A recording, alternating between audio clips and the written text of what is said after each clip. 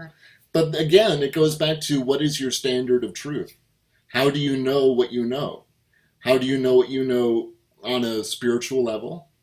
How do you know what you know on a scientific level? Hmm. How do you derive at your basis of knowledge? What is your foundational basis of how you know what you know for anyone? A very interesting question because a lot of people, they're so subjectivist or they don't know why they know what they know. And Hmm. that's a very dangerous place, Hmm. which gets us to a point, by the way, where there is no good and evil because then it's all culturally relative. If we promote, I think that we are what we are taught. We are what we are born with, yes, but much of what we're born with can be changed and molded because especially children are extremely moldable. Mm-hmm. Their mind is like a sponge. Right. So if you're taught and pushed that, oh, there's 75 different genders and Right. the gender is fluid and all these things, well, guess what? We're going to have a bunch of kids that are not identifying as male or female Right. because it's taught that it's normal to have 70 different genders that fluctuate every day. You know, the election of Trump, which took everybody by storm, Hmm. is maybe not, the be all end all of a cultural pushback, but I do think there is a cultural pushback against political correctness for political correctness' sake. Yeah, I think there is somewhat of a pushback.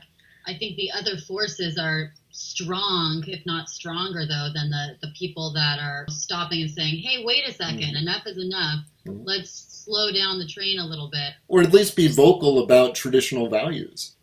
Because I've been a relationship and dating coach for 10 years, and a lot of people are not understanding the big picture, the long-term future effects of all of this. Mm-hmm. And it might be like cool and hip to say, let's neutralize genders and have 70 different genders that we can just change by the day.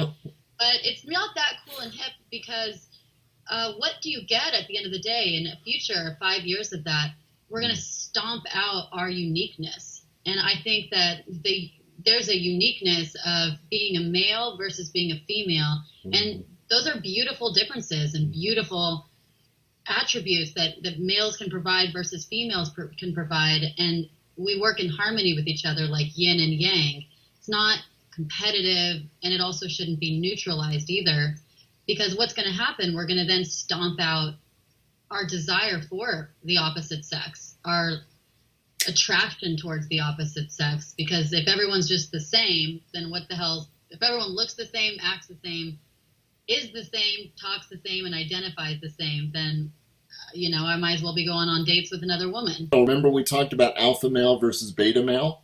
Yeah, exactly. I think you're seeing the first fruits of that creation.